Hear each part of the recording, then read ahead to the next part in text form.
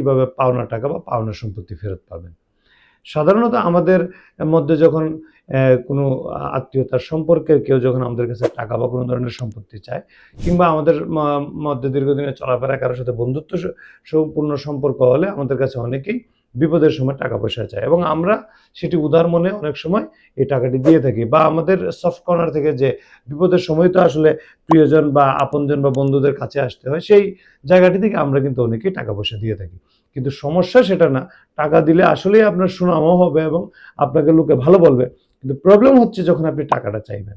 সাধারণত আমাদের দেশে টাকা চাইলে তখন আপনাকে এক্সপ্লেইন করতে হয় যে আসলে আপনি কেন টাকা চাচ্ছেন, আপনার কি এখন দরকার আছে কিনা।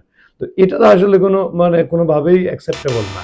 তো যাই হোক, এখন আইনগতভাবে আপনি কিভাবে টাকাটা ফেরত পেতে পারেন? টাকা আদায়ের মামলা দায়ের করে আপনি টাকা ফেরত পেতে পারেন। বাট এটা একটা লেন্দি প্রসিডিউর, এবং এক্ষেত্রে আপনাকে প্রমাণ করতে হবে যে আপনি উনার কাছে টাকা পান। তো প্রমাণ করার ক্ষেত্রে আপনি যদি তাকে টাকাটা দেন, আপনি সবচাইতে ভালো হলো একটি লিখিত দলিল রাখা। লিখিত দলিল আপনি যদি কোনো ধরনের কোম্পানি বা বিজনেস পারপাস নেয়, সেক্ষেত্রে আপনার কোম্পানির প্যাডে লিখতে পারেন। আর যদি ব্যক্তি টু ব্যক্তি করেন, আপনারা ৳৩০০ স্টাম্পে একটা চুক্তিনামা করে টাকা পয়সা লেনদেন করতে পারেন, কিংবা যেকোনো সম্পত্তির লেনদেন করতে পারেন। এই ক্ষেত্রে আপনার হচ্ছে এটি আপনাকে বৈধভাবে আপনাকে সাপোর্ট করবে। এবং এক্ষেত্রে অনেক সময় চেক রাখা হয়, এটিও সুবিধাজনক। চেক রাখলে অন্ততপক্ষে আপনি চেকের মামলা করেও এই টাকাটি নেগোশিয়েবল ইনস্ট্রুমেন্টের আন্ডারে এই টাকাটি উদ্ধার করতে পারবেন। আর অবশ্যই চেষ্টা করবেন এক্ষেত্রে ১ থেকে ২ জন সাক্ষী রাখার। তাহলে আপনার টাকাটি উদ্ধার করতে সহজ হবে।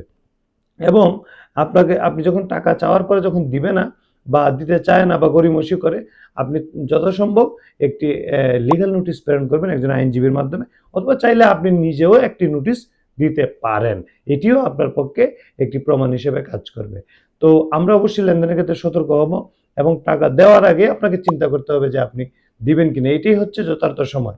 তো টাকা দেওয়ার পরে আপনাকে আশা করি বিড়ম্বনায় না পড়লে এই আ সেক্ষেত্রে আর তো কোনো সমস্যা নেই। তবে যদি বিড়ম্বনায় পড়ে যান, সেক্ষেত্রে আপনাকে অবশ্যই এভাবে আ লিগ্যাল প্রসিডিউর মেইনটেইন করতে হবে, এবং আপনি আপনার পাওনা টাকাটি, পাওনা সম্পত্তি উদ্ধার করতে পারবেন।